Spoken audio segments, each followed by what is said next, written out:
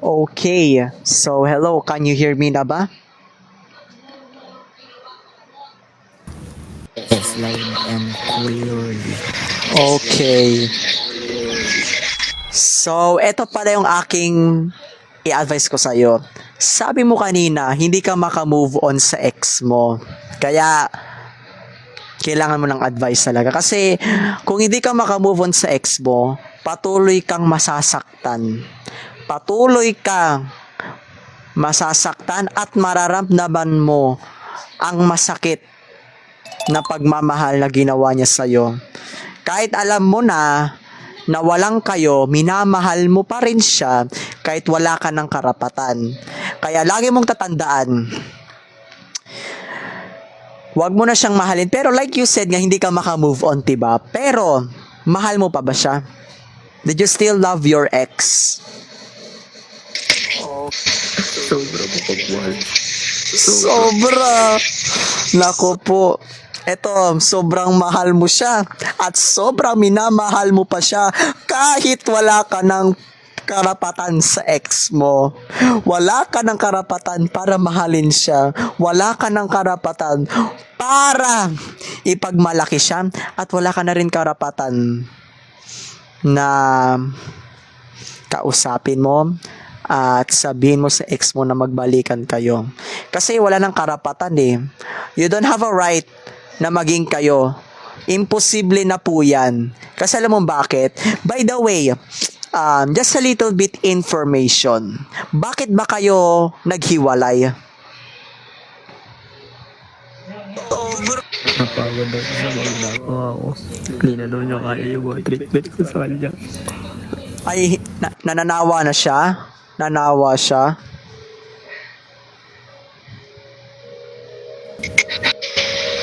Oo, siguro. Siguro. Sobra kasi pinakita doon. Hindi ko siya kaya mawala. Hindi mo siya kayang mawala na ano na siya. Ito na lang masasabi ko sa iyo ha. I'm sorry to tell you pero kailangan mo tanggapin na walang kayo. Wala na kayo kasi yun po yung katotohanan eh.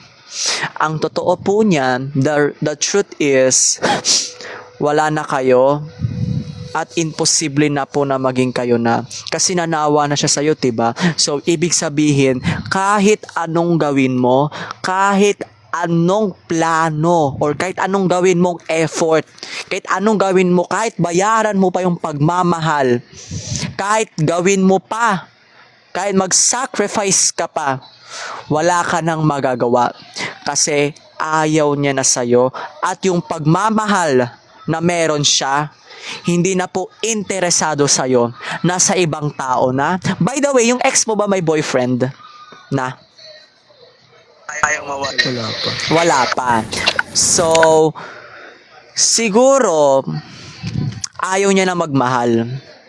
Siguro naman. Kasi wala pa siyang boyfriend, diba?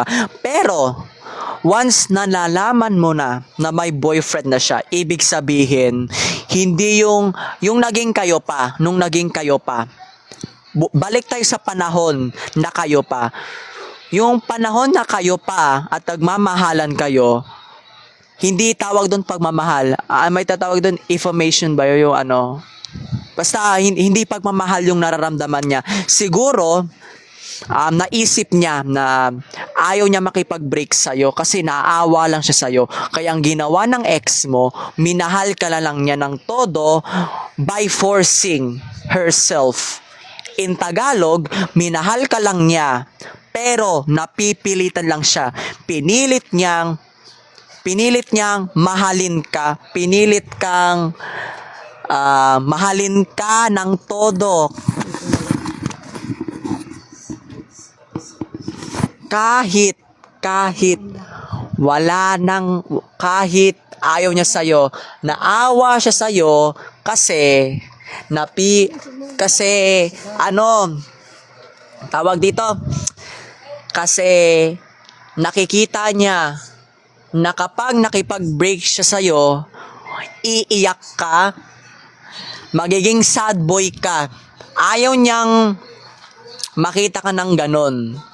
Naawa lang siya sa'yo kasi tao ka rin eh, hindi ka naman hayop para pagtawanan ka ng tao. Eto, Alam mo ba naawa sa yung ex mo? Kasi tao ka eh. Alam niya rin yung emotion pag nakipaghiwalay. Parang ganon. Sobrang sakit na ang sinasabi mo. Oy, masakit. Oy, sorry na. Kaya nga binibigyan kita. Ay, alam mo ba't masakit? STU, ano bang itatawag ko sa'yo? Sabi ko, basta, Ano, mahal mo pa rin? minahal ko siya ng tunay. Okay. At hindi yan mapapago. Ito. TS. Ano ba pwede kita, ano? Hindi na ako. Oh, sige, wait lang kasi, ako muna pagsalitain mo. Ano bang pwedeng itawag ko sa'yo? Sige, tawag na lang kita loyal. Kasi loyal ka eh. Ayun, nasa ano pa nga eh. Nickname mo pa nga eh. Eto, loyal. At least, naging totoo ka. At least, ipinakita mo sa ex mo na minahal mo siya ng todo. At least, pinakita mo sa ex mo na mahal mo siya. Na hindi na magbabago yon. Oy, dito ka lang! Wala, sasaktan ka na? Ba't ka nasasaktan? Wawa ka naman. Saktan ka na ba? Oo na. Wait lang muna kasi. Kaya nga... Oo na. Kay, Ayaw na marinig mo. wait lang muna kasi. Ako muna kasi pakinggan mo. Huwag kang mag-alala. Bibigyan kita ng advice. Huwag kang mag-alala. Bibigyan kita ng advice. Eto. Ano kasi... Alam mo na ngang masakit, minamahal mo pa siya. Eh, wala ka ng karapatan. Tignan mo. Hoy, loyal. Alam mo ba't masakit? Nada, salamat sa akin. Uy, wait lang! wait lang naman kasi. Ay, punye. Wala talagang magtatagal sa ano na to. Nasasaktan Bona, bayan. Hello! Ay, ba't kasi ganon? Bayan? Kawawa naman siya. Ano bang, dapat, bayan, saan si Jada? Hoy. I'm gonna term. Hello! Hello, kawawa. I'm gonna turn into you. Yeah. Gok. Yeah. Gok. Bonak. Hoy, Jada. Yung kinausap pala natin kanina. Yung kinausap ko. Yung ano ba? Yung taong yung ano ba? Kilala mo si ano? Sino ba yun? Ay, Bonak. Kilala mo yung ano?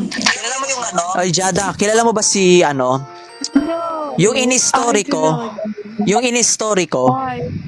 Ay, nasa si Jada? Where's Jada? Hello? Hello? I'm back! Hey, what's up, Craig? So, Craig. Hello, what's up? Hello. How are you today?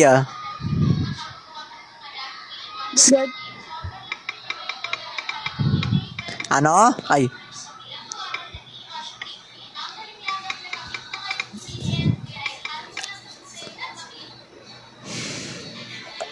Hello, Doc. Yes, I know po. Kilala mo? So, add friend mo ba siya?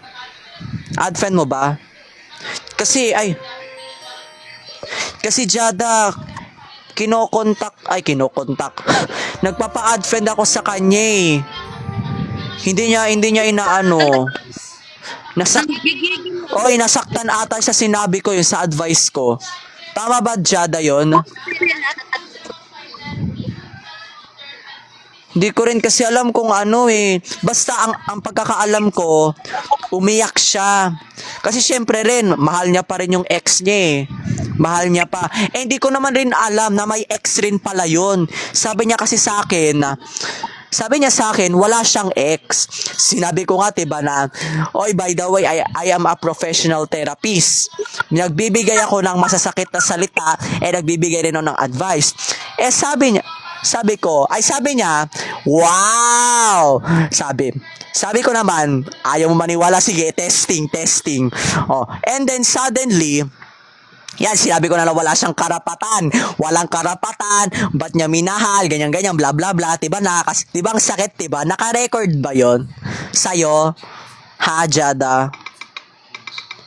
Ay, naka-record ba yon?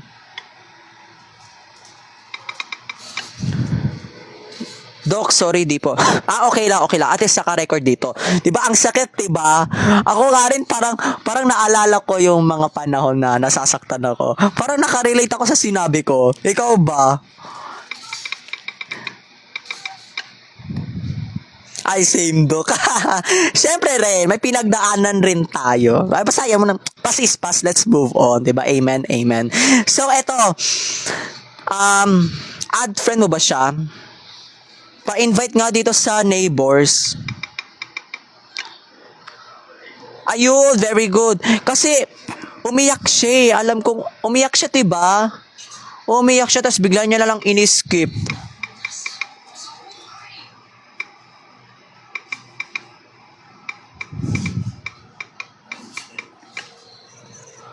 Oh, bakit ganyan? Basta umiyak siya. Cry. Oh, totoo, nag-cry siya. Umiyak siya kasi nga, yung mga pinagsasabi ko kasi, nakakasakit. Alam mo naman yung bunganga ko, pasmado pagdating sa mga ganyang advice. 'Di ba?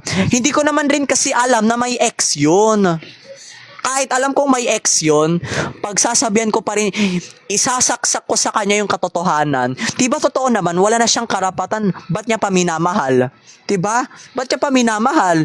Alam niya na nga na na wala na siyang karapatan, 'di ba? Ba't niya ba minahal? Ayan. Oh.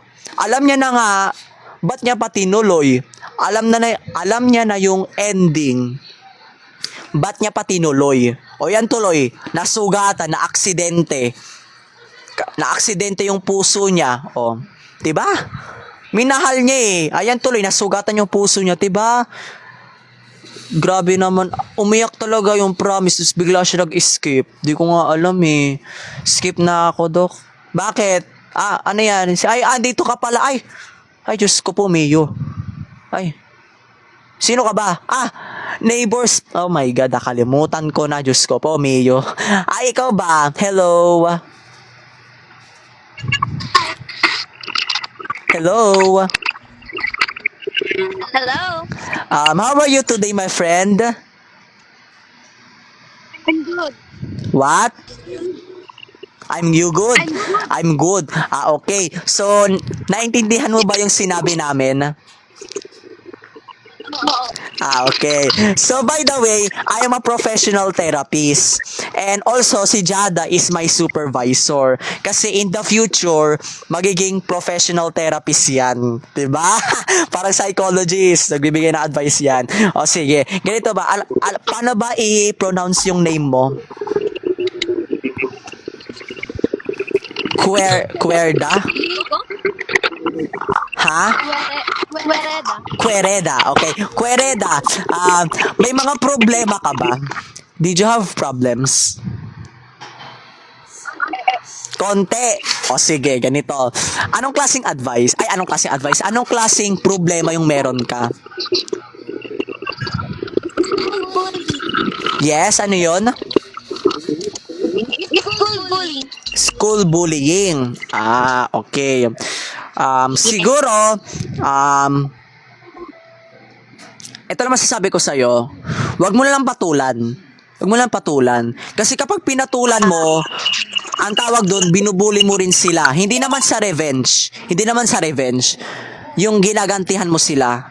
Kasi kapag ginantihan mo, parang binubuli mo na rin sila. Parang ganon. Kaya, Sa principal office.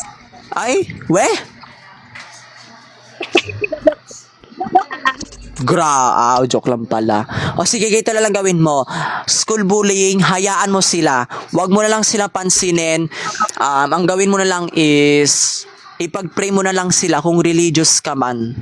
Just pray na magbago sana sila. Hayaan mo sila kung anong gawin nila. Hayaan mo sila kung kahit anong gawin nila. Basta, kapag idadamay ka nila sa kalokohan, umiwas ka. Umiwas ka sa mga ginagawa nila. Hayaan mo sila. Okay? Just blah blah blah, skibidi skibidi, go. Lumayas ka. Ganun lang, okay? Noted. Noted. Okay, very good. Noted. Sige. Basta hayaan mo lang sila, ha? O sige. Bye-bye. Skip ko na. Bye. Sige, bye-bye. Thank you again. Sige, sige. Welcome.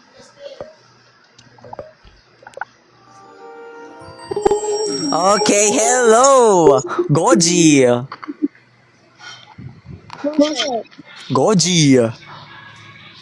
Noted. What's up? Kamusta na ang buhay-buhay mo? Wala.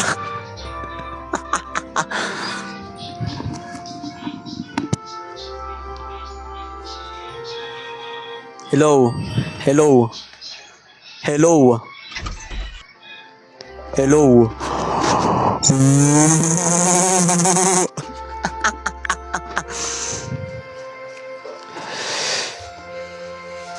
Hello. Oh. Hello. Lampus muna natin, boss.